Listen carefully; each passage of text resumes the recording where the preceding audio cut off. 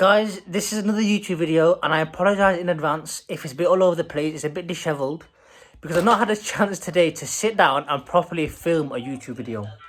So what I'm going to do is throughout the day, when I get little chunks of moments, I'll answer the questions that people sent me on my... Jibril was basically throwing toys around. I'll answer the questions which people have sent me on my Instagram page. Yeah, that's the plan for today. So I've got a few seconds now to answer, because today's just been mad with the kids. We've been to the park, like, it's been non-stop. We've also got house stuff to do. So one of the first questions that someone sent me, and I remember what it is because I screenshotted the questions, is, what's the hardest thing about Ramadan? Now, this year especially, one of the challenges you had during Ramadan is iftari time. Because iftari at the moment, like when the fast opens, is between... Such an annoying toy. Iftari time is between 8 and 8:30, and that's the time the kids go to bed. So they have a bath, they have the milk, and they get... Mama's in the kitchen. And they have the milk, and then Juwaria normally needs one of us, either me or Melissa, to lie with her and do the du'as, do the prayers with her. क्या बात है? So Juwaria normally needs one of us to lie with her and put to sleep. And like, she takes a good half an hour, 45 minutes to go to sleep. So, if that's me, and I'm lying with her, then I've got a balance, like opening the fast, praying, and having the food. And sometimes it can be shattering, because if she wakes up and Jibril hears her, he'll wake up as well. Sometimes me and Melissa stood there like, right, you go there to him, and you go to her. So yeah, during Ramadan, especially this year, iftari time has been the hardest. Right, so the next question I was asked was, do you enjoy Ramadan? And you know what, I think I can say on behalf of a lot of Muslims, a majority of Muslims, if not all of them, will say that they enjoy Ramadan because it's a time to like fix yourself and heal yourself and work on your spirituality. Because as Muslims, I feel like throughout the year we have like ups and downs of our spirituality. Sometimes people forget to pray, or they might commit sin, and they don't prioritize their spirituality or their faith. But during Ramadan, it's like a rejuvenation. It's like a way to fix yourself. So as Muslims, well, personally, I love Ramadan. Like, it's one of the best times of the year because I'm able to focus on myself, focus on my prayer, and reconnect with my maker. So yeah, I love it. Right, guys, the next question I had was, how do you give up bad habits during Ramadan? Do you know what, with bad habits, we've all got them. The first thing is, obviously, ask for God's help. Yeah? That Allah Ta'ala enables you to overcome this challenge. Make the intention that, look, I'm going to stop this bad habit. I need to make a change in my life. So make that conscious effort. And number 3, this is also really important, that not to put yourself in those environments or situations where you're prone to make that bad habit or sin. So if it's when you go with your friends or you meet certain people and you sin, it might be that you change that circle of friends or the place that you go together. Like, just don't go there or don't meet those people. And as hard as that sounds, that's something you might have to do to give up the bad habit which has been ingrained in you. And I know it's a strong word, but some bad habits are really hard to remove. So pray, make the intention, and don't put yourself in a situation where you know you might fall sin to that bad habit. The next question was, what's my gym routine? In Ramadan, it is proper hard to go to the gym. Because obviously I've been at work, and then I need to find the energy to go to the gym. But I feel like I need to make the most of it because, like, I'm already not eating. So it's a time to, like, obviously burn some more fat. So my gym routine at the moment is, if I go every single day, one day I do a HIIT session, like 20 minutes HIIT, blast, pick 3 or 4 exercises and do it for 20 minutes. And the next day, I'll do a weight session. So I just pick a muscle group and then work out. And if I'm not able to go every day, then I'll try and do a HIIT session and then a muscle group whenever I go. So it's just about trying to find the energy. Like, I remember one day before Ramadan, I went to the gym. I did a proper 45 minute HIIT session. 45 minute muscle group workout. And there was a guy there who I know. And obviously he spotted me and I spotted him, and then we worked out together. And the next day I came was the first day of Ramadan. And I walked in, did 20 minutes. I was totally flat. And I was like, oh, I'm going now. And I let on to him and then left. And he was like, where are you going? You've only been here 20 minutes. I said, yeah, but I'm fasting. He goes, bro, I don't know how you fast and work out. But a lot of people say that when they're fasting, they find like new energy and they're able to work out better. So obviously everyone's different, but I do try and get a workout in every day or every other day. I try and train 4 or 5 times a week. And even during Ramadan, I'm trying to maintain that. So yeah, I work out, and it's not easy. The next question is, will I finish the Holy Quran during the month of Ramadan? You know what, I hope so. Jibril literally putting things down. The answer is yes, I hope to finish Holy Quran.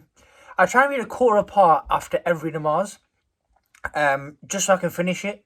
So if you read about 4 to 5 pages after every prayer 4 times, then you're on track to finish the Holy Quran. Obviously, finishing Holy Quran during the month of Ramadan is blessed because it's in Ramadan that every year Angel Gabriel used to go through and revise the whole of the Holy Quran, whatever was revealed to the Holy Prophet Muhammad sallallahu alaihi wasallam, until that point every Ramadan.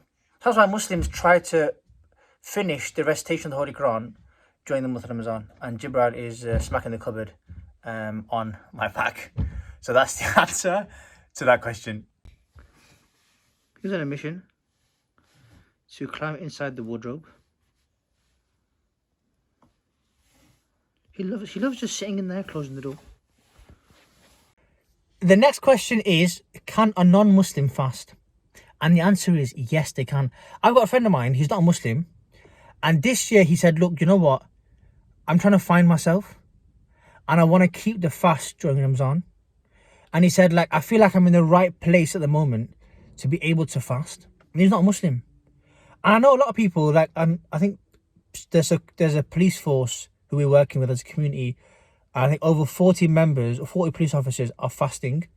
I know there's different associations. I know there's teachers across in the UK who I've spoken to personally who are fasting, and they're not Muslim. So yeah, people do fast. There's a lot of health benefits to it as well. And again, my friend who's not been fasting said to me that, my friend who has been fasting said to me that he finds that because he's not eating food, he has more time, and he feels religious, he feels spiritual. So yeah, if you're not Muslim, of course you can fast. I think those people who have fasted, who are not Muslim, have said that it made them feel good and they got some benefit out of fasting. So that's the answer to that. The next question was, what's my favourite iftari? What's my favourite food in the evening? Do you know what? During Ramadan, we've not actually changed what we make at home. I know in some households they make samosa, pakori and stuff, but we just kept it plain Jane and simple. Whatever we have for dinner normally is what we have. Apart from making a fruit salad, I've not actually had anything different. So my favourite food in the evening, whatever. I have had burgers the past few days. For some reason I've been craving burgers. So I had burgers and chips. But yeah, whatever's made at home. To be honest, when you open your fast, whatever it is, you enjoy it. Whatever food you have, it goes in your body, you get energy. And I realise that I get full of less food now compared to what I used to eat before Ramadan. So yeah, like I said, whatever's made at home, I have it. I've not really got a favourite iftari. Even having a glass of water, a cold glass of water, and a date when you open your fast is a blessing itself. Right, so the next few questions, I got them on a sticky note. I'm going to answer them in the office because we're at work now. So the next question is a dua which can be read during Ramadan. During Ramadan, you can read whatever prayers you want. It's time to work on your spirituality. Ask for God's mercy, ask for God's love, ask for God's help. But we're now in the second 10 days of Ramadan. And during these 10 days, these are days of forgiveness. And the prayer which we should read is Astaghfirullah Rabbi min kulli zambin wa atubu ilayh. And that prayer is basically asking God to forgive all of your sins. So that's a prayer which you can read. There's loads of prayers, Quranic prayers and prayers that Prophet peace be upon him, which you can read. But these are days of forgiveness. So try and ask for God's forgiveness, for the mistakes which you've made. That's the answer to that. The next question is, can you do itikaf at home? So itikaf basically is a time of seclusion. So the last 10 days of Ramadan, people would perform itikaf in a mosque. And what that is the last 10 days, itikaf is where you solely give your time for the worship of God Almighty. So that is what itikaf is. And of course, you can do that at home as well. Because obviously the circumstances now at the mosque is that you can't actually perform itikaf because some mosques are closed and there's a restriction on how many people can be in the mosque. So you can perform it at home, but that doesn't mean you can be at home and then come downstairs, spend time with the family, check your phone and this and that. Like, it's important to have like a space or a room where you'll be in there for like majority of the time, and that's where you'll be reading the Holy Quran, spending time in worship. So it's important to, if you are doing it at home, have a space where it's just solely and purposely for that reason. Yeah, so you're not like going downstairs and doing other things. That's the answer to that. The next question is, and I know a lot of people have this debate: do you sleep or stay awake until Sahri? Now, I have to sleep because I'm so shattered from work. I look after the kids, and so is Melissa. She does more than I do, so I don't know how she feels, but I'm exhausted by the end of the day. By 10, 11 o'clock, I'm literally falling asleep on the sofa, and that is the worst feeling. The worst feeling is to fall asleep on the sofa, knowing you're so tired, you've got to go upstairs. So yeah, I'll always go sleep, and in that way, I'm able to offer tahajjud namaz in the morning. So of course, if you don't sleep, then you can't perform that prayer, the voluntary prayer in the morning. So yeah, I'm definitely a sleeper before Sahri. And that's the answer to the question. There were loads of questions. I answered a lot of them through my own Instagram page, through like videos and other posts.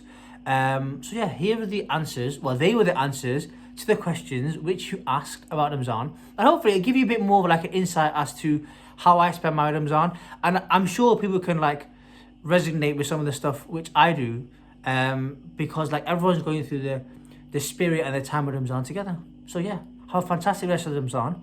I hope your Ramzan is one of blessings and goodness, and you're deriving most benefit from it, because what you don't want to happen is Ramzan passes and you've not made the most of it. Like, that is a proper sad state of affairs.